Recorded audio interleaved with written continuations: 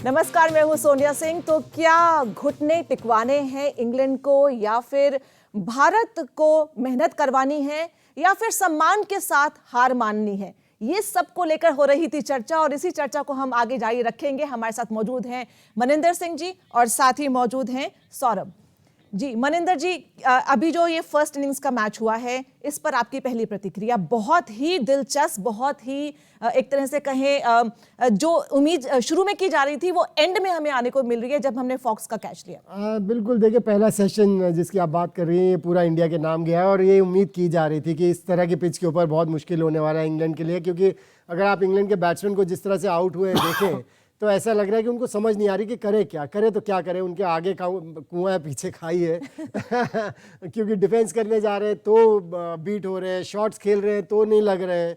सो परेशानी का सबब बन गया है इंग्लैंड के लिए कि करें तो क्या करें। लेकिन तारीफ करनी होगी जिस तरह की क्रिकेट इंडिया ने खेली है, क्योंकि जितनी भी हेल्पफुल कंडीशंस हो आपको परफॉर्म तो करना ही है, और जिस तरह से परफॉर्म किया है निश्चित रूप से इंडियन टीम का कॉन्फिडेंस बढ़ेगा। क्योंकि पहला टेस्ट मैच हारने के बाद आप जब दूसरा टेस्ट मैच जीत जाते हैं और फिर तीसरे में जाना है तो वो कॉन्फिडेंस लेके आप जा सकते हैं जी। और इसी के साथ हम देख लेते हैं कि आज सुबह से बैटिंग कार्ड किस तरह का रहा है इंग्लैंड का। किस तरह से वो रन बनाने की लगातार कोशिश करते रहे, लेकिन डिफेंसिव भी खेलते रहे, स्वीप शॉट्स खूब मारने की कोशिश की, लेकिन कितने सफल हुए वो अब आपके सामने है। आज जब बैटिंग शुरू हुई थी तो लॉरेंस मैदान में थे और क्रीज पर थे, और 26 रन बनाकर वो स्टंप्स हुए। उसके बाद रूट अभी नॉट आउट चल रहे हैं। रूट एक कप्तान वाली पारी संभाले हुए हैं, एक तरफ छोर संभाले हुए हैं। स्टोक्स जो कि एक बहुत इंपॉर्टेंट विकेट था वो अश्विन ने अपने नाम कर लिया है, और इसी के साथ अश्विन के पास 8 विकेट भी आ चुके हैं। वहीं पोप जिस तरह से आउट हुए, ईशांत ने बढ़िया सा कैच लिया अक्षर की गेंदबाजी पर, और उसके बाद फोक्स आउट हुए हैं जो कि एक बहुत इंपॉर्टेंट विकेट था। बॉलिंग कार्ड इस समय आपके सामने। ईशांत शर्मा को बुलाया गया था शायद इसलिए कि ताकि थोड़े से गड्ढे हो जाए पिच में, ताकि थोड़ा सा स्पिनर्स को फायदा मिले और उनके जूते के जो निशान हैं वो पिच पर हो जाएं, और इसी के लिए उन्होंने जो 6 ओवर फेंके हैं। उसके बाद अक्षर पटेल की अगर बात की जाए तो 19 ओवर उनके हैं, और 3 विकेट वो ले चुके हैं, जो कि एक काफी बढ़िया कहा जाएगा उनके डेब्यू के लिए। अश्विन के पास अभी 3 विकेट आ चुके हैं इस इनिंग्स में, और कुलदीप के पास भी उनका खाता खुल गया है और 1 विकेट आ गया है। लेकिन कहीं ना कहीं ये लग रहा है कुलदीप की बॉलिंग को देखकर, और जिस तरह से उनको मौके दिए हैं, जो ओवर करवाए, अब तीसरा ओवर शायद उनको दिया गया है, क्या कुलदीप मैनेजमेंट की, टीम मैनेजमेंट के plan of scheme of things में नहीं है? कॉन्फिडेंस नहीं लग रहा है। ऐसा लग रहा है कि विराट कोहली को उनके ऊपर इतना ज़्यादा कॉन्फिडेंस नहीं है, और वो कॉन्फिडेंस दिला भी नहीं रहे हैं जिस तरह से बॉलिंग कर रहे हैं। क्योंकि पहली इनिंग्स में भी जिस तरह से उन्होंने बॉलिंग की, और अब पता चल रहा है कि उनको ऑस्ट्रेलिया के दौरे पे किसी भी मैच में क्यों नहीं खिलाया गया था, और पहला टेस्ट मैच भी क्यों नहीं खिलाया गया था, क्योंकि टीम मैनेजमेंट को उतना ज़्यादा उनके ऊपर कॉन्फिडेंस नहीं लग रहा है। और मैं ये बात बार बार कहता चला आया हूँ। मैंने अपने गपशप में भी, शो में भी कहा था, क्रिकेट गपशप में, और मुझे 2 साल हो गए ये बात कहते हुए कि एक टेक्निकल फ्लॉ है जिसके ऊपर थोड़ा सा काम करने की ज़रूरत है। क्योंकि जहाँ तक मेंटली रेडी होने का सवाल है इंटरनेशनल क्रिकेट के लिए, वो कुलदीप यादव ने प्रूव किया है कि उनके अंदर वो क्वालिटी है। लेकिन कई बार एक ऐसा छोटा मोटा टेक्निकल फ्लॉ होता है, व्हील अलाइनमेंट। अगर 4 व्हील्स है एक कार की और एक पहिया थोड़ा सा अलग चल रहा है तो कार का बैलेंस सही नहीं रहता है, कुछ उस तरह। मेरे को बड़ी खुशी हुई थी जब उन्होंने अपनी कैप उतारी, मुझे लगा चलो अब ये बॉलिंग करने आएंगे। लेकिन जो आप टेक्निकल फ्लॉ की बात कर रहे हैं, क्या टेक्निकल फ्लॉ लग रहा है आपको? ये सामने वाला जो उनका हाथ है ये थोड़ा जल्दी गिर जाता है, एंड कोई भी बॉलर अगर लेफ्ट आर्म बॉलर है, जैसे मैं लेफ्ट आर्म बॉलर था, उसके सामने वाले हाथ की बड़ी भूमिका रहती है, क्योंकि उससे आपको पावर मिलती है। ये हाथ जहाँ जाएगा आपका वो हाथ बॉलिंग आर्म फॉलो करता है। सो ये हाथ जब जल्दी गिर जाता है उस वजह से उनको उतनी जान बॉल में नहीं मिलती है जितनी की चाहिए, और उस वजह से इस तरह की स्लो पिच के ऊपर देखिए ये हाथ कितनी जल्दी गिर गया उनका। सामने वाला हाथ जो राइट हैंड है वो गिर चुका है अभी तक, और अभी वो बॉलिंग आर्म ऊपर आई भी नहीं है, एक्शन में हुआ ही नहीं है। बिल्कुल। सो इसके ऊपर अगर काम नहीं करेंगे तो मुझे लगता है कहीं ये खो ना जाए 1 आध साल के अंदर और हम उनका नाम ही ना सुने। सो मैं चाहूँगा, क्योंकि मुझे बड़े पसंद आते हैं, और ख़ासतौर से ये फ्रीक जो बॉलर रहते हैं, चाइनामैन बॉलर बहुत कम हैं दुनिया की क्रिकेट में, और अच्छा प्रदर्शन कर चुके हैं। सो कोई इनकी इस खामी के ऊपर, आई होप कि उनके कोच ये बात सुन रहे हो और आपके पास जब वो आएँ तो इसके ऊपर थोड़ा सा काम कराएं, उनको कहें कि अपना अगला हाथ थोड़ी देर ऊपर, फ्रैक्शन ऑफ अ सेकेंड ऊपर और रखें, तो आपको बॉलिंग में ज़्यादा पावर मिलेगी, और फिर आपके कैप्टन और कोचेस का कॉन्फिडेंस आपके ऊपर ज्यादा है। बिल्कुल, जहां पर गलती पकड़ी जाए फटाफट से उसको ठीक करना चाहिए। नहीं, जैसा क्योंकि- कि अश्विन ने किया, अश्विन ने ये कहा था कि मेरी बैटिंग सुधारी है मेरे बैटिंग कोच ने, कल उन्होंने एक्सेप्ट किया इस चीज को। बिल्कुल देखें सोनिया, ये इंटरनेशनल क्रिकेट है। इंटरनेशनल क्रिकेट में आपकी छोटी मोटी गलती या बड़ी गलती एकदम पकड़ी जाती है, क्योंकि हर टीम के पास वीडियोस रहते हैं। हर टूर के पहले या हर मैच के पहले वो वीडियोस देखे जाते हैं, किसमें क्या कमी है, किसमें क्या स्ट्रेंथ्स है, वो सब पढ़ा जाता है। उस हिसाब से स्ट्रैटेजीज बनाई जाती हैं और इंटरनेशनल क्रिकेट में बहुत जल्दी पकड़े जाते हैं। जब आप शुरू शुरू में आते हैं ना, तो सामने वाली टीम्स को पता नहीं होता है कि आप, वो एक एलिमेंट होता है जहाँ की पता ही नहीं है कि ये करते क्या है। सो उसको पकड़ते पकड़ते थोड़ा सा टाइम लग जाता है, उसमें आपको सक्सेस मिल जाती है। लेकिन उस सक्सेस को बरकरार रखने के लिए फिर आपको अपनी कमियों के ऊपर थोड़ा सा काम करना पड़ता है, क्योंकि सामने वाली टीम को पता चल जाता है कि ये कमियां हैं और इस तरह से इसका फायदा उठाया जा सकता है। जी, और इसके साथ हमारे साथ जुड़ चुके हैं एयाज मेनन इस समय मुंबई से। एयाज, स्वागत है आपका। ये बताएं कि अभी तक का जो आपने मैच देखा है सुबह से, किस तरह से एनालाइज करेंगे? हमें कुछ ग्राहम गूच की याद आती है, जिस तरह से वो स्वीप शॉट से तंग किया करते थे भारतीय गेंदबाजों को। और रूट की अगर बात की जाए तो वो भी कुछ ऐसी तकनीक अपना रहे हैं। रूट क्या, उनकी पूरी टीम कोशिश कर रही है, लेकिन ज्यादा कुछ चल नहीं रहा है। हालांकि रूट अगर कहा जाए तो काफी टिके हुए हैं और अपनी टेक्निक दिखा रहे हैं। देखिए, आप गूंज की या रूट की बात करें तो बहुत ऊंचे दर्जे के बैट्समैन की बात करते हैं और उनके स्वीप शॉट जो है उसमें थोड़ा सा कंट्रोल आता है। हालांकि रूट पहली इनिंग में, लेकिन बाकी जो प्लेयर्स खेल रहे हैं, खासकर अगर मनिंदर आपको बताएंगे कि ऐसे पिच पर जहां पर वेरिएबल बाउंस है, कभी भी गेंद उछल जाती है, टर्न पता नहीं कितना एक्सटेंड होगा, कितनी डिग्री टर्न होगी, तो वहां पर स्वीप शॉट में रिस्क भी ज्यादा है। तो unless you are so good, आपका जजमेंट इतना सही है, तो इसमें रिस्क खतरा बहुत होता है। और आपने देखा लगातार स्वीप शॉट्स पे ही ये विकेट्स गिर रही है इंग्लैंड की। मुझे लगता है कि बैटिंग अप्रोच जो है इंग्लैंड का, एक तो इनडिसाइसिव रहा है, फुटवर्क में कुछ मुझे खास उनकी समझ नहीं आई है, समझ दिखाई नहीं दे रही है। और दूसरी बात यह है कि पार्टनरशिप बनाने की कोशिश मुझे नजर नहीं आ रही है।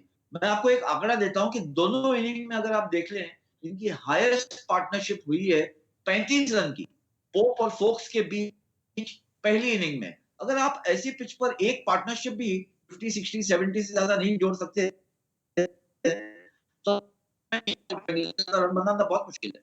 बिल्कुल, और पहाड़ सा स्कोर है, कैसे आप इसको करेंगे अगर आप इतनी सी पार्टनरशिप नहीं कर पा रहे हैं। लेकिन भारत अपनी पूरा अटैक लगाया हुआ है, चाहे उन्होंने पेसर्स को भी यहाँ पर इंक्लूड किया, ईशांत शर्मा आए। हालांकि मुझे ऐसा लगा कि जब ईशांत अपनी बॉल डाल रहे थे, ना तो वो कोई ऐसे फ्लिक शॉट देने को मजबूर कर रहे थे, ना वो ऐसा मौका दे रहे थे बेन स्टोक्स को। हालांकि वो आउट हुए फाइनली, लेकिन क्या उनका काम सिर्फ यही था कि पिच को और बर्बाद किया जाए या कुछ? नहीं, मुझे नहीं लगता पिच को और बर्बाद किया जाए। बेसिकली आई थिंक अगले टेस्ट मैच में बहुत इंपॉर्टेंट रोल प्ले करने वाले हैं ईशांत शर्मा, क्योंकि पिंक बॉल क्रिकेट है। रात शाम को भी बॉलिंग करनी होगी, जहां पर कि सीम बॉलर्स को ज़्यादा हेल्प मिलती है। जिस तरह की बॉल के साथ खेला जाएगा उसके ऊपर लैकर ज़्यादा है, तो बॉल स्विंग ज़्यादा होती है। सो कैप्टन चाहते हैं कि वो, देखिए, मैच प्रैक्टिस बड़ी ज़रूरी एक चीज़ होती है। विकेट मिले ना मिले, लेकिन थोड़ी सी एक लय बनी रहे एक प्लेयर की, वो बहुत ज़रूरी होता है। और ईशांत शर्मा इंजरी के बाद वापस आए हैं, उसके बाद थोड़ी सी क्रिकेट उन्होंने खेली है। सो वो इसीलिए शायद उनसे भी बॉलिंग कराई, इसीलिए शायद सिराज से भी बॉलिंग थोड़ी सी कराई है, ताकि उनको पता रहे कि वो गेम में हैं। क्योंकि केवल स्पिनर से ही बॉलिंग कराना, तो फिर आप अपने सीमर्स को क्या मैसेज दे रहे हैं, नंबर 1। नंबर 2, इस तरह की पिच के ऊपर ये बॉल बड़ी जल्दी रफ हो जाती है। सो जब बॉल रफ हो जाती है तो मुझे लगता है रिवर्स स्विंग से आप परेशान कर सकते हैं बैट्समैन को। और वो मैंने देखा है, दोनों सिराज को भी देखा है, ईशान को भी देखा है, बॉल को रिवर्स स्विंग करा रहे थे, लेकिन अनफॉर्चुनेटली पिच से बिल्कुल किसी तरह की कोई मदद नहीं थी, जिसकी वजह से उनके विकेट्स वाले कॉलम में कोई विकेट्स नहीं है, केवल स्पिनर्स को ही विकेट्स मिली हैं। सो शायद इसीलिए कि उनको गेम में एक रखा, दूसरा थोड़ी सी लय बनी रहे, ताकि अगले टेस्ट मैच में जहां उनका इंपॉर्टेंट रोल होने वाला है वो तैयार रहे। जी, आपने 2 चीजें बोली जो मैंने पकड़ी, एक तो थी इंजरी और दूसरी थी सिराज ने जिस तरह का कैच छोड़ा है वो मैं कहने वाला था, अच्छा किया आपने पकड़ लिया, क्योंकि सिराज ने वहां पर बड़ा एक अच्छा कैच छोड़ दिया। जी, एक वो बात थी। और इंजरी हालांकि मैं रोक नहीं पाऊंगी, हालांकि ये अभी करंट टॉपिक पे हम बात कर रहे हैं, लेकिन ऐसा क्यों है? देखिए, हमने कपिल देव को देखा है, गावस्कर को देखा है, 125 मैचेस उन्होंने खेले बिना इंजर्ड हुए, कभी ड्रॉप नहीं हुए। लेकिन यहाँ पर जो हमारे नए खिलाड़ी होते हैं 2-4 मैचेस खेलते हैं उसके बाद इंजरी हो जाती है। तो ये क्या जिम वाली डेवलपमेंट है बशर्ते आप अच्छी तरह से करें? आई थिंक आप कपिल पाजी की बात कर रहे हैं। कपिल पाजी नेट्स में अच्छी खासी बॉलिंग किया करते थे और वो जो मसल्स जो चाहिए बॉलिंग के लिए वो डेवलप होते थे। अब जो जिम की आप बात कर रहे हैं वहाँ पर मसल्स डेवलप हो रहे हैं, फिर आप मैचेस में या नेट्स में बॉलिंग करने आ रहे हैं, वो अलग मसल्स हैं। सो वो मसल्स की आपस में लड़ाई हो जाती है जिसकी वजह से इंजरी हो जाती है। दूसरा आई थिंक उस समय के टाइम में रेस्ट भी अच्छा मिलता था खिलाड़ियों को। आज के टाइम में क्या आईपीएल खेले जून तक बिल्कुल फिक्स है। बिल्कुल वही मैं कह रहा हूँ ना कि अभी ये सीरीज खत्म होगी सीधा आईपीएल हो जाएगा, आईपीएल खत्म होगा इंग्लैंड की सीरीज हो जाएगी। सो कहीं पे भी रेस्ट का टाइम नहीं मिलता है जिसकी वजह से ये इंजरीज भी हो रही हैं। दूसरा मुझे ऐसा लगता है कि हमारे टाइम में, उस टाइम में जब आप कपिल पाजी या सनी भाई की बात कर रहे हैं, इंजरीज का समझ नहीं आती थी, इंजरीज में भी खेलते रहते थे। आज तो टीम के साथ फिजियो भी है, ट्रेनर भी है, सो वो बता देते हैं आपको ये इंजरी है, आपको आराम करना चाहिए, आपको 3 हफ्ते का आराम चाहिए, आपको 2 हफ्ते का आराम चाहिए। सो वो समझ आने लगी है। हमारे टाइम में तो मेरी यहाँ पर एक मसल है जो ऐसी टूटी हुई है कि वो कभी जुड़ी नहीं फिर, लेकिन उसी में हम खेलते रहे, ब्रूफेन खाते थे, मैच खेल जाते थे। आपको देख के तो लगता है आप अभी भी खेल सकते हो बढ़िया। बट मैं एक उदाहरण देने की कोशिश कर रहा हूँ कि और आज के तो युवा भी बहुत पसंद करेंगे आपको, specially with your earrings. Thank you. जी सौरभ, आपने कुछ तैयारी की है? किस तरह से आप हमारे गेंदबाजों या जो हमारे विरोधी हैं उनके लिए कुछ मिमिक्री लेकर आए हो? एक फोन आया था मेरे पास इंजमाम जी का। अच्छा। पाकिस्तान से देखिए सरहदें भी क्रॉस हो गई हैं, तो उनका फोन उनसे आया। रहा नहीं जाएगा। हाँ, उनका फोन आया मेरे पास, तो मेरे से उन्होंने कहा कि सबसे पहले बिस्मिल्लाहिर्रहमानिर्रहीम, लड़के आपके बहुत बेहतर खेल रहे हैं, जो उनसे फ्रंट फुट पे भी बैक फुट पे भी बहुत ही बढ़िया खेलते हैं। इसका राज मैं आपको बताना चाहता हूँ, मन्नी सर को भी बताना चाहता हूँ, तो सुनिए जी आपको भी बताना चाहता हूँ।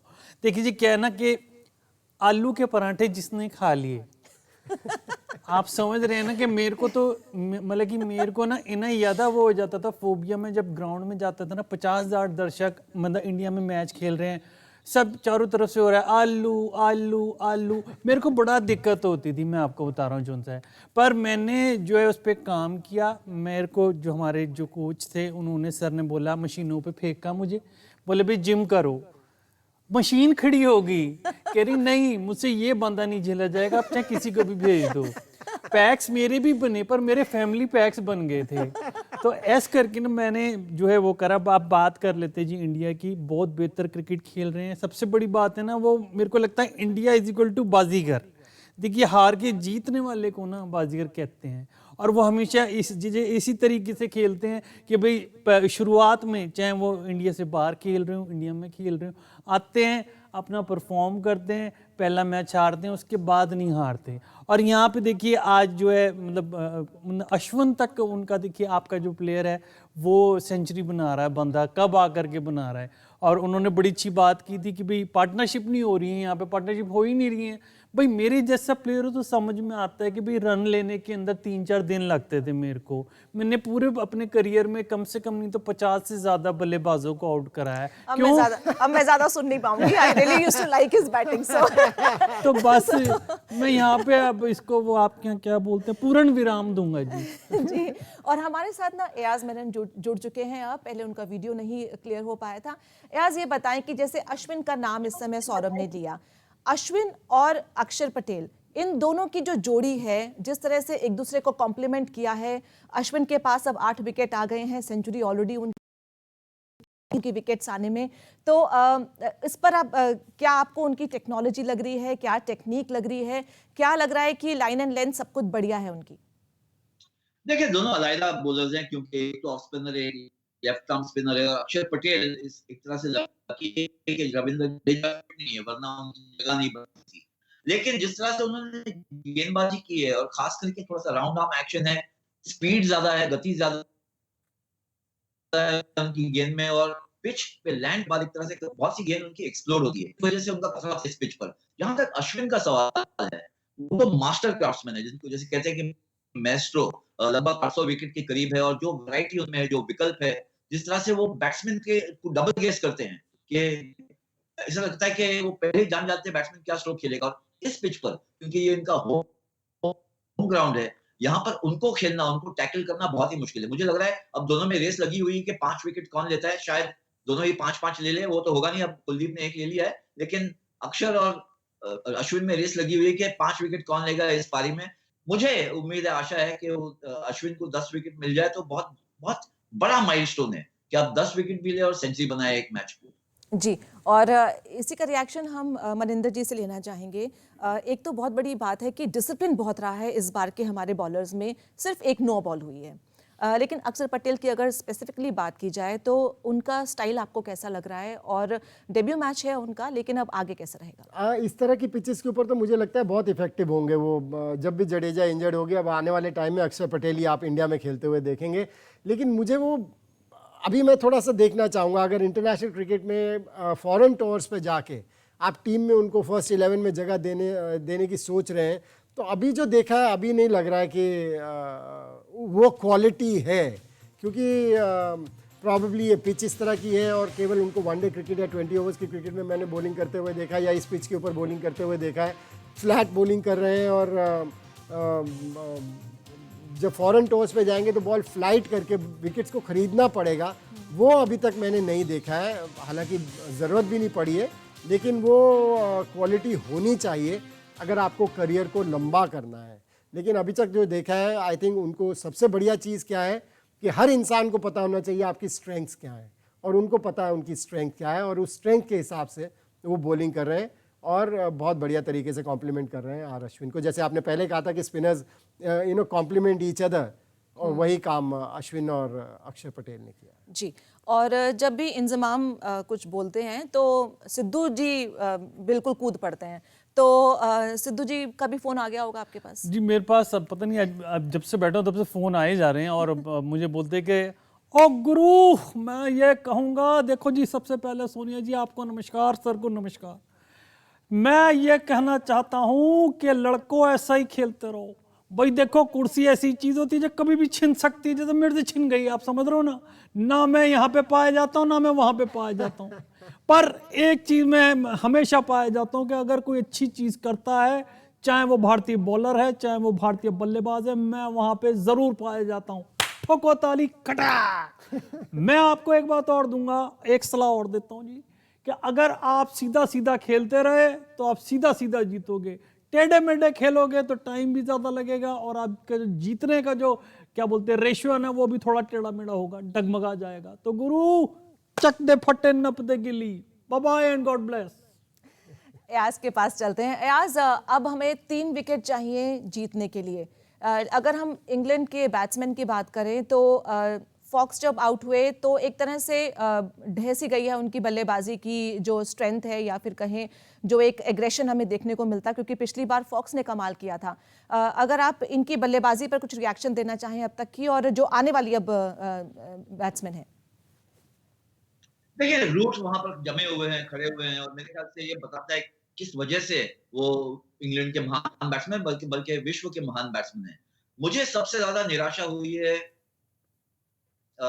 बेन स्टोक्स की बैटिंग से। दोनों ही इनिंग्स में अगर आप देखें तो पैर नहीं चल रहे हैं उनके, और रीड नहीं कर पा रहे हैं। ऐसा लगता है कि बिल्कुल परख नहीं पाए ना अश्विन को, ना अक्षर पटेल को, और जैब कर रहे हैं, कहीं स्विच खेल रहे हैं, और दोनों ही इनिंग्स में उन्होंने हल्का स्कोर बनाया। और ये बहुत ही डिसअपॉइंटिंग परफॉर्मेंस रहा है, क्योंकि विश्व के महान ऑलराउंडर माने जाते हैं, खास करके जिस तरह से उनका बैटिंग अंदाज रहा है पिछले 2 साल में। 4-5 हंड्रेड्स बनाए उन्होंने, एवरेज उनका 40 प्लस है इन द लास्ट 2 इयर्स। तो उम्मीद थी, और पहले टेस्ट मैच में अच्छा स्कोर खड़ा किया था रूट के साथ, उम्मीद थी कि यहाँ पर कुछ काउंटर अटैक करेंगे, किसी तरह इंस्टर्स को अपनी जगह दिखाएंगे, लेकिन वैसा हुआ नहीं। और मेरे ख्याल से ये एक परेशानी की बात है इंग्लैंड के लिए, क्योंकि उनके पास ज्यादा और तजुर्बा है नहीं। फोक्स ने बहुत अच्छा बैटिंग किया पहली इनिंग में, उनके रिफ्लेक्सेस बहुत शार्प है एज अ विकेट कीपर, वो रीड अच्छा करते हैं, लेकिन सेकंड इनिंग्स में वही हुआ, स्वीप शॉट पे वो भी फेल हो गए। तो ना बटलर है, बेयरस्टो शायद अगली मैच में आ जाएंगे। इंग्लैंड को बहुत जरूरत है कि कोई और एक्सपीरियंस बैट्समैन जो इंडियन सब कॉन्टिनेंट पिचेस पे खेल सकते हैं, स्पिन को समझते हैं, ऐसे कोई बैट्समैन और आए रूट का साथ देने के लिए। जी मनिंदर, बेन स्टोक्स की जब बात चली रही है तो अपने स्वाभाविक अंदाज में खेलते, वो 1-2 चौके मारते, इतना डिफेंसिव खेले तो कुछ जमा नहीं। बिल्कुल जमा नहीं, क्योंकि देखिए अटैकिंग प्लेयर है और मैं भी सोच रहा था कि वो आके अटैक करेंगे तो थोड़ा सा बॉलर्स को बैकफुट पर डालेंगे, लेकिन जिस तरह से अयाज भाई ने भी कहा कि ये बड़े कंफ्यूज्ड है सारी इंग्लिश टीम कि इस पिच के ऊपर खेलें तो खेलें कैसे, क्योंकि कभी इस तरह के पिचेस के ऊपर वो खेले नहीं हैं और ये परेशानी रहती है जब आपको आदी नहीं है ना उस तरह की पिचेस के ऊपर खेलने की, तो आपको परेशानी होती है और वो परेशानी दिखी इंग्लैंड की टीम को। और शायद इसीलिए इंग्लैंड में जो कई एक्सपर्ट्स हैं, जो उनके एक्स क्रिकेटर्स हैं, वो इस पिच को क्रिटिसाइज़ कर रहे हैं, क्योंकि वो भी एक क्रिकेटर जब बैठता है ना कुछ कहने के लिए या क्रिकेट देखने के लिए, तो वो अंदाज़ा लगाने लगता है खुद को अपने उस सिचुएशन में। और शायद वहन या जो इंग्लिश क्रिकेटर्स हैं जो क्रिटिसाइज़ कर रहे हैं इस पिच को, सोच रहे होंगे कि अगर हमें बैटिंग करनी पड़ती तो हम कैसे बैटिंग करते इस पिच के ऊपर, नहीं कर सकते थे, तो पिच को ही क्रिटिसाइज़ कर दो। लेकिन आई थिंक जहाँ तक स्टोक्स की बात है आपने की, अगर अटैकिंग बैटिंग करते जैसी वो करने के लिए जाने जाते हैं और तब भी आउट हो जाते, अब भी तो आउट ही हुए हैं, तब एक काम ये हो सकता था कि अगर एक दो शॉट लगते तो शायद परेशानी में डाल सकते थे, भारतीय बॉलर्स को सोचने के लिए मजबूर कर सकते थे कि इनको डालें तो कहाँ डालें, क्योंकि ये अटैकिंग बैट्समैन है, ये सारी दुनिया को पता है और ये उसी अंदाज में बैटिंग करना शुरू कर दिया है। बिल्कुल, और यही इस चीज़ की कमी आज हम सबको खली है। लेकिन आज देखते हैं कि आज पूरा दिन किस तरह का आज मैदान पर खेल रहा है। On this day what ever happened in the pitch till now, let's have a look.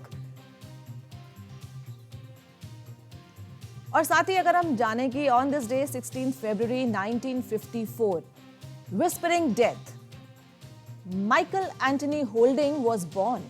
He played 60 tests, taking 249 wickets at an average of 23.68. He also played 102 ODIs and took 142 wickets, which was a great deal. 1966 में 16 फरवरी को क्या हुआ था? Bob Cooper hits the triple century on Australian soil. Triple century बनाना मजाक बात नहीं है, हमने तो एक दो और पहली सेंचुरी थी ऑस्ट्रेलियन सॉइल के ऊपर वो ट्रिपल सेंचुरी। और 1972 में Lawrence row became the first batsman to score double 100 and 100 in his debut test. ये भी क्या अचीवमेंट है, बताइए। डेब्यू जो है वो याद रहे। 1978 में Indian cricketer Wasim Jaffer was born. 31 tests, 1,944 runs, 5 centuries and 11 50s, half centuries. In first class, he scored 19,410 runs in 260 matches with 57 hundreds and 91 50s.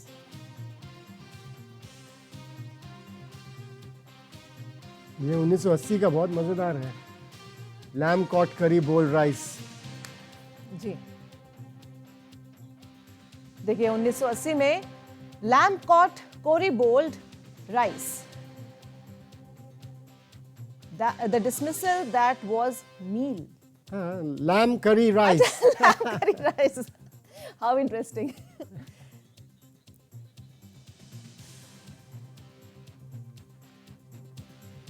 वैसे आपका फेवरेट क्या है? मैं तो कुछ भी खा लेता हूँ। कुछ भी, कभी भी, कहीं भी। खाना तो देखिए, खाना तो एक ऐसी चीज़ है जो एंजॉय करना बहुत ज़रूरी है, क्योंकि उसी की तो लड़ाई है। जी मैं तो लैम्ब और करी बिल्कुल, मैं तो वेजिटेरियन हूँ। What about you Saurabh? बिल्कुल वेजिटेरियन। वेगन। मैंने किसी से पूछा था कि आप वेजिटेरियन है ना या नॉन वेजिटेरियन, कहते सर मैं मौकाटेरियन हूँ। जी तो मौके पे चौका नहीं लगा पा रही है इंग्लैंड की टीम, लेकिन अब भारत के लिए आगे की रणनीति किस तरह की रहेगी?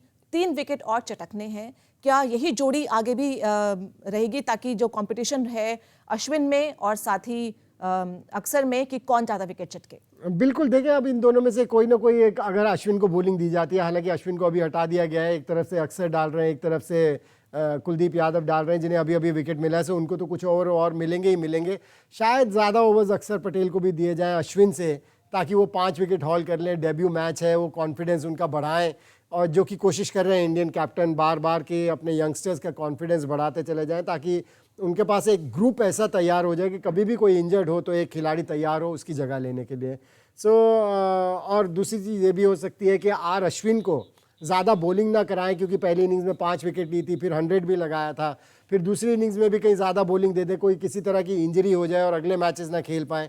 सो उनको थोड़ा सा प्रोटेक्ट करके रखना चाहते हैं ताकि इंजरीज ना हो किसी तरह की, या ऐसी सोच भी हो सकती है कैप्टन की। लेकिन 5 विकेट्स लेना किसी भी बॉलर के लिए एक अचीवमेंट होती है, और अगर मैं आर अश्विन होता तो मैं तो अपनी कैप्टन की पूंछ बन जाता कि भाई मुझे बॉल दो, मुझे विकेट्स लेने हैं, मुझे 5 विकेट लेके वो एक अचीवमेंट, जिस तरह से अयाज भाई ने कहा कि 10 विकेट्स एक मैच में और सेंचुरी एक मैच में, बहुत बड़ी अचीवमेंट। जी दादाजी कुछ बोल रहे होंगे इस टाइम पर?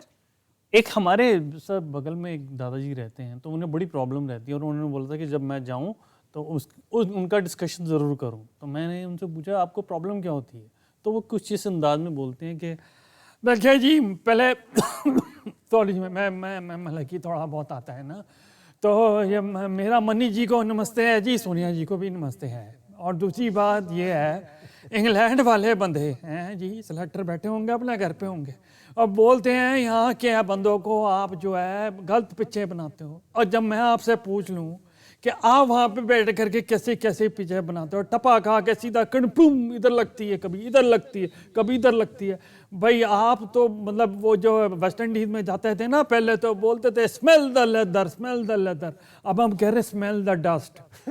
हम अपने बंदों को बोल रहे हैं अश्विन भाई लगा रहे तू, मतलब लगा रहे, और टपा ऐसी जगह डाल के तूल उड़ने के बाद आंखों में पड़े और नाकों में पड़े, मैं बता रहा हूँ आपको, यह गलत गाल करते हैं जी। हाँ वैसे धूल तो काफ़ी उड़ रही है। और अब हम चलते हैं अयाज के पास। अयाज, अब जब आपने इंग्लैंड के बैट्समैन का एनालिसिस कर लिया है, अब हम भारत की तरफ से कुछ जानना चाहेंगे।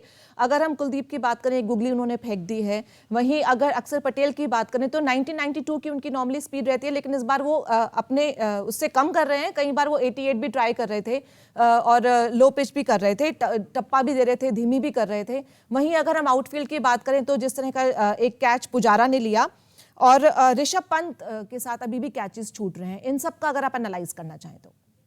देखिए मेरे ख्याल से जो विकेट कीपिंग रही है इस मैच में एक्चुअली क्वाइट आउटस्टैंडिंग, दोनों ही विकेट कीपर्स। हालांकि फोक्स ने भी एक मिस किया स्टंपिंग चांस रोहित का, शायद 2 किए, ऋषभ पंत से कुछ गलतियां होगी, लेकिन आप देखें कौन सी अटेम्प्ट उनकी सक्सेसफुल रही है इस पिच पर। ऋषभ पंत के जो 2 कैचेस लिए, जो स्टंपिंग आज हमने सवेरे देखी, he's been absolutely outstanding। हमेशा ये शिकायत रही है ऋषभ पंत की कि बैटिंग तो बहुत अच्छा कर लेते हैं, अरफन मौला खिलाड़ी है, मनमौजी है वगैरह वगैरह, बट डिसिप्लिन जो चाहिए विकेट कीपिंग में शायद उनमें उतना डिसिप्लिन है नहीं। पिछली मैच और इस मैच में मेरे ख्याल से कम 10, 15, 20% का इंप्रूवमेंट नजर आ रहा है, और ये डिफिकल्ट पिच है जहां पर विकेट कीपिंग कर रहे हैं। तो मेरे ख्याल से it's a good it's a good sign for Indian cricket. अगर विकेट कीपिंग अच्छा कर लेते हैं तो आपके पास ऑप्शन होता है कि एक बॉलर या बैट्समैन को ज्यादा खिला ले, क्योंकि आपको फिर दो प्लेयर्स नहीं चाहिए। जहां तक आउटफील्डिंग का सवाल है, मेरे ख्याल से ओवरऑल इंडिया की बेटर रही है पहले मैच में कुछ मैच कैचेस छूटे थे, इसकी वजह से स्टोक्स और रूट ने बड़ी पार्टनरशिप बनाई थी और इंग्लैंड बड़ी ही मजबूत पोजीशन में पहुंच गई थी। खासियत मैं ये कहूंगा, मनिंदर ने इस पे टच किया है कि एक टीम, एक ग्रुप ऐसा बन गया। अगर आप स्क्वाड देखें कि एक प्लेयर अगर इंजर्ड है, जडेजा इंजर्ड है तो अक्षर रेडी है, वृद्धिमान नहीं तो ऋषभ पंत रेडी है, बुमराह नहीं है तो मोहम्मद सिराज रेडी है। तो ये ग्रुप बन गया है, ये बताता है, ये ताकत है इंडियन क्रिकेट की कि आपके पास इतना बेंच स्ट्रेंथ इतना मजबूत है कि आपको कमी नहीं महसूस हुई, ना ऑस्ट्रेलिया में हुई ना यहाँ हुई। और ये मेरे ख्याल से इसमें क्रेडिट देनी चाहिए इंडियन, हम बीसीसीआई को बहुत सी चीजें कहते हैं, लेकिन ओवरऑल अगर आप देखें क्रिकेट की ताकत जरूर बड़ी है इंडिया में। जी अयाज, बहुत बहुत शुक्रिया आपका हमारे साथ जुड़ने के लिए। और मनिंदर, इसी को आगे अगर हम रखें तो अगर हम दोबारा पिच पर अब आ जाएं, क्योंकि अब से कुछ देर में मैच भी शुरू हो जाएगा और फिर सब ये उम्मीद कर रहे हैं कि शायद आज ही निपट जाएगा सब कुछ। हालांकि रूट जो है वो रूटेड है कि मैं शायद ये नेक्स्ट डे तक भी लेकर जाऊं। खैर, जैसे पिच टर्न कर रही थी और अब जो लग रहा है कि गेंद चकमा दे रही है, चाहे आप ओवर द विकेट करें चाहे अराउंड द विकेट करें, तो दिशा बदल रही है। इस पर अभी आपको क्या लगता है कि जैसे कल अगर अश्विन चौके मार सकते हैं, 14 चौके उन्होंने लगाए थे, तो यहाँ पर बिल्कुल भी ट्राई नहीं कर रहे हैं इंग्लैंड के बैट्समैन, या फिर अब गिव अप कर चुके हैं, या फिर अभी बस उनकी स्ट्रैटेजी है कि जमे रहो? नहीं, देखिए दोनों टीमों के बॉलर्स में क्वालिटी ऑफ स्पिन बॉलर्स में फ़र्क है, क्योंकि इंडियन स्पिनर्स को पता है इस तरह की पिच के ऊपर किस लेंथ के साथ, किस स्पीड के साथ बॉलिंग करनी है, जो कि इंग्लैंड के बॉलर्स को नहीं पता था, जिसका कि फ़ायदा उठाया आर अश्विन ने। पहले बड़ी बढ़िया बॉलिंग कर रहे थे, लेकिन जब एक पार्टनरशिप बनी तो फिर उसके बाद उनको समझ आनी बंद होगी कि अब करें तो क्या करें।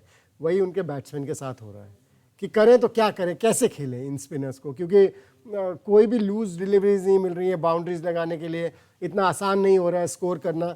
सो अटैक करते हैं तो भी विकेट्स खो रहे हैं, कईयों ने स्वीप किया और आउट हो गए, और डिफेंस कर रहे हैं तो भी आउट हो गए, जैसे बेन स्टोक्स ने डिफेंस करने की कोशिश की और आउट हो गए।